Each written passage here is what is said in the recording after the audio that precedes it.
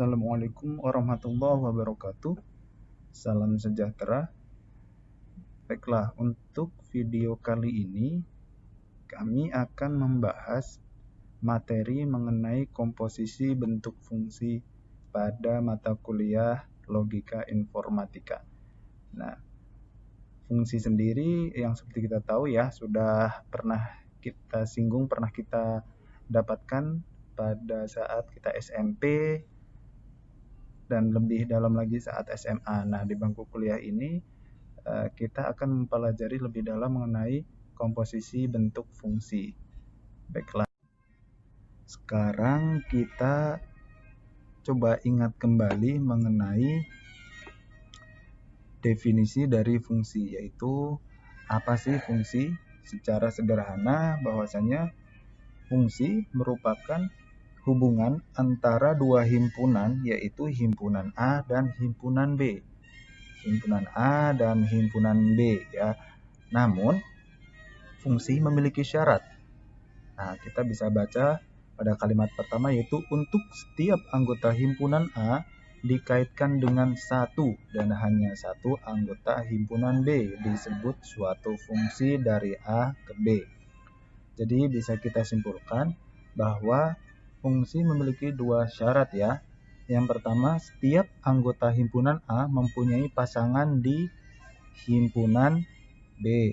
Yang kedua, setiap anggota himpunan A memiliki pasangan tepat satu anggota di himpunan B. Seperti itu.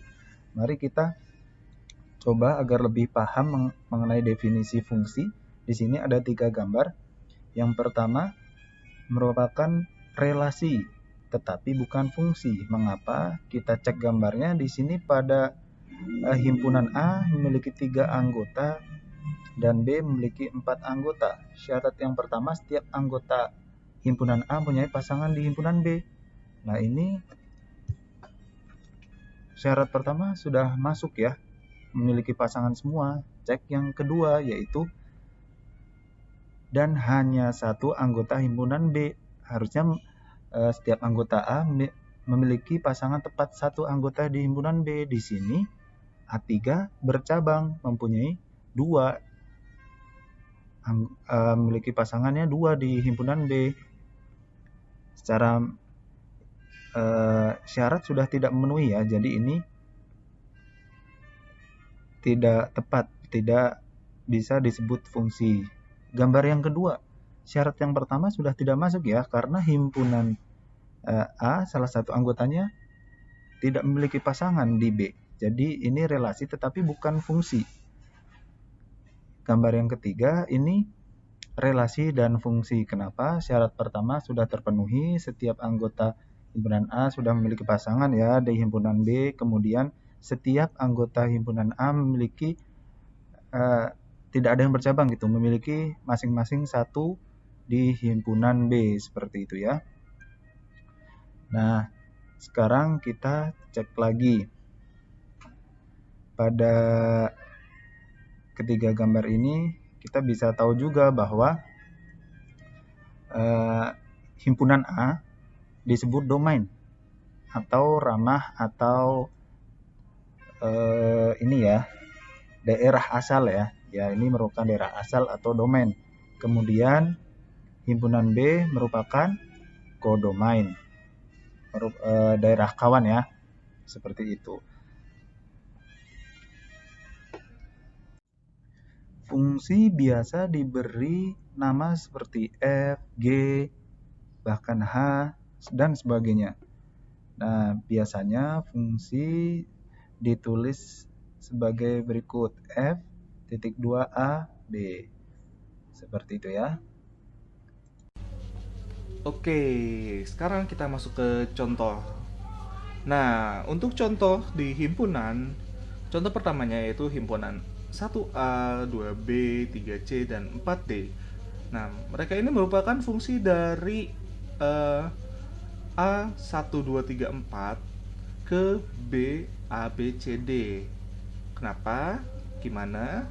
Oke, dari dari A kita punya 1. Nih, ini satunya kena ke A sini nih. Nah, terus 2-nya ke B, 3-nya ke C, 4-nya ke D. Nah, itu himpunan. Dan begitu contoh cara kerjanya. Nah, yang kedua, himpunan 1A, 1B, 2A, 3D, dan 4A bukan fungsi karena satu himpunan A dipetakan ke A serta B. Jadi ini bukan bukan fungsi ya, karena satu elemennya itu satu elemen dari himpunan A dipetakan ke A serta ke B. Nah, untuk contoh yang ketiga, himpunan 1A, 2B, dan 3C bukan fungsi. Bukan fungsi karena 4 himpunan A tidak mempunyai peta di B. Begitu.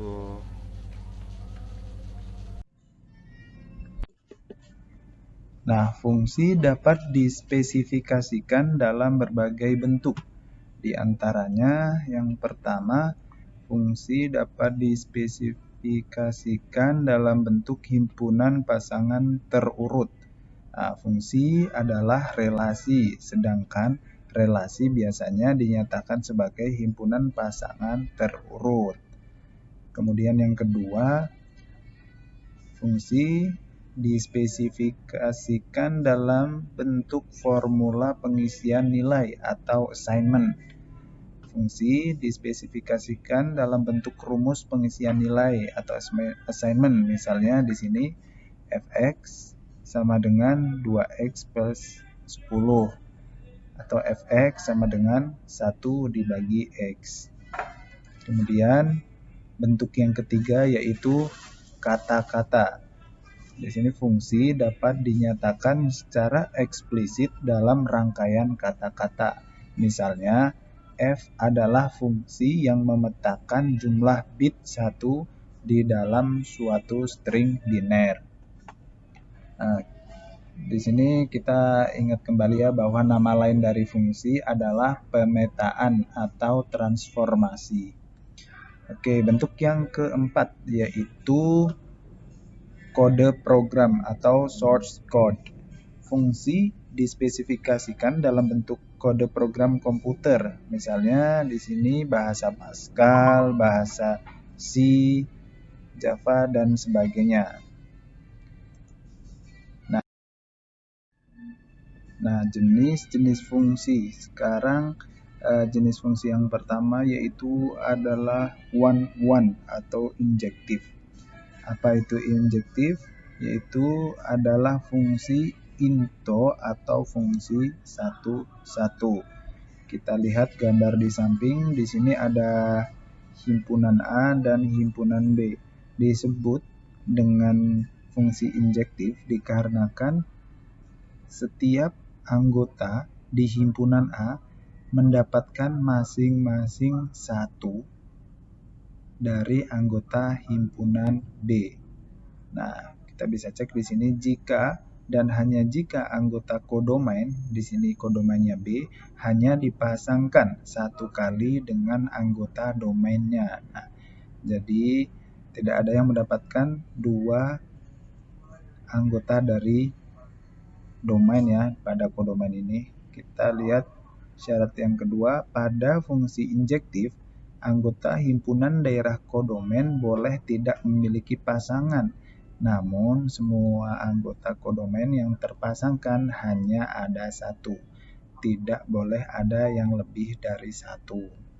Sudah jelas ya, jadi kalau injektif, fungsi injektif atau one-one ini, semua anggota domainnya itu hanya boleh mendapatkan satu pasangan saja dari anggota domain, dan boleh juga salah satunya dari anggota kodomain dari himpunan B ini tidak mendapatkan pasangan, asalkan semua anggota dari himpunan B ini dari kodomain itu tepat mendapatkan satu pasangan dari domain, yaitu himpunan B.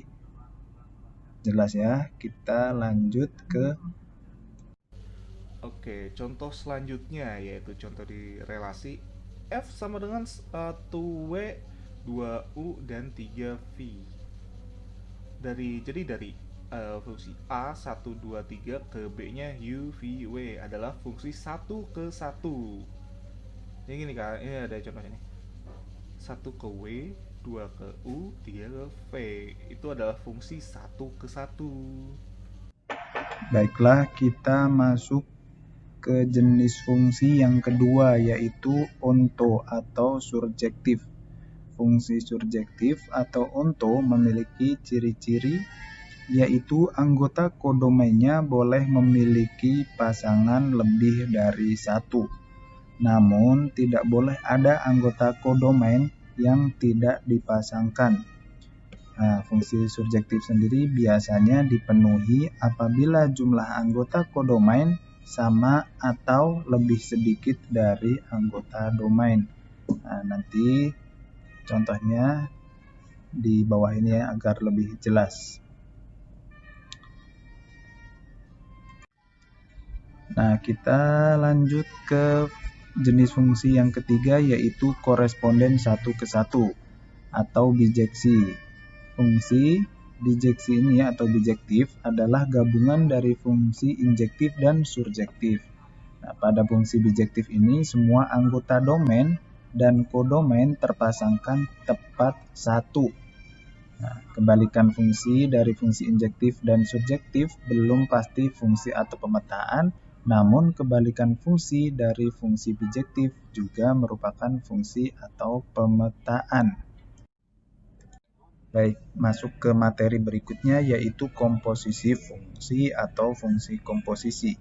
Sebenarnya apa sih komposisi fungsi atau fungsi komposisi? Nah, itu merupakan gabungan dari beberapa fungsi yang ada. Nah, pada materi awal bahwasanya fungsi kan biasanya f dari A ke B saja.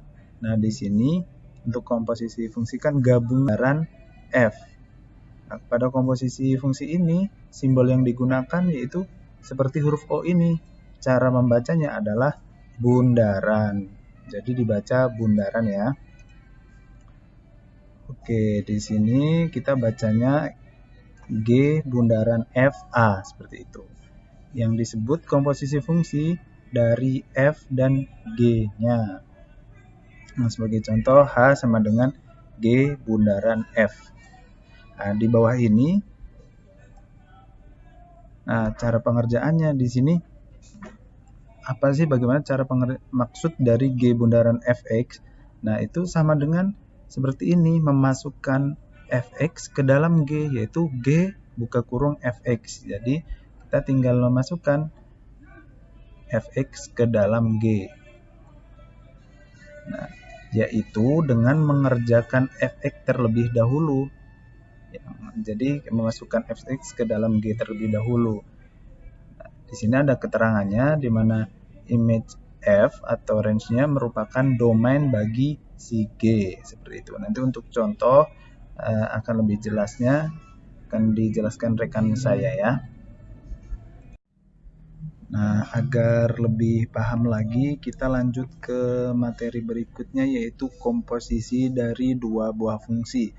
Nah, ini lanjut dari materi yang komposisi fungsi ya, di mana komposisi fungsi kan merupakan gabungan dari beberapa fungsi seperti itu. Nah, di sini misalkan G adalah fungsi dari himpunan A ke himpunan B dan F adalah fungsi dari himpunan B ke himpunan C.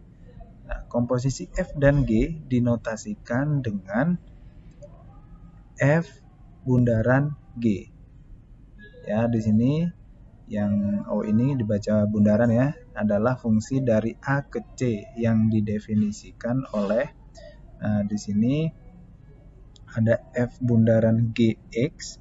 Itu cara pengerjaannya itu kita bisa memasukkan F dalam kurung GX. Jadi kita memasukkan nilai GX terlebih dahulu ke F seperti itu, dan di sini ada G bundaran F X sama dengan G Fx seperti itu. Jadi sama di sini kalau G bundaran Fx berarti mengisikan Fx terlebih dahulu ke dalam G.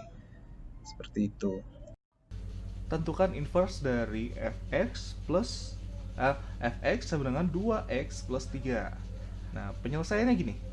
Misal fx sama dengan y, rubahlah ke dalam bentuk x sama dengan f inverse y. Fx sama dengan y sesuai yang di atas.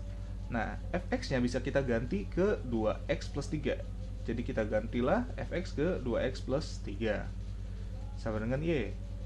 Nah, 3-nya ini bisa kita oper ke kanan. Jadi kita dapat 2x sama dengan y min 3. Nah, x-nya ini biar jadi x doang, bukan 2x lagi. 2-nya kita pindahin lah ke sini. Kita bagi 2 maksudnya. Jadi kan 2x dibagi 2 berapa? X kan? Oke, nah yang sebelah kanannya juga harus dibagi 2, tapi x sama dengan y min 3 dibagi 2. Nah, berdasarkan x sama dengan inverse y, kita bisa memperoleh f inverse y sama dengan y min 3 per 2. Nah, terus kita ganti variabel y dengan x. Artinya f inverse x sama dengan x min 3 per 2. Jadi inverse dari fungsi fx 2x sama dengan 2x plus 3 adalah f inverse x sama dengan x min 3 per 2. Sekian dari kelompok kami. Apabila ada yang dipertanyakan, silahkan dipertanyakan. Terima kasih. Sampai jumpa di video selanjutnya.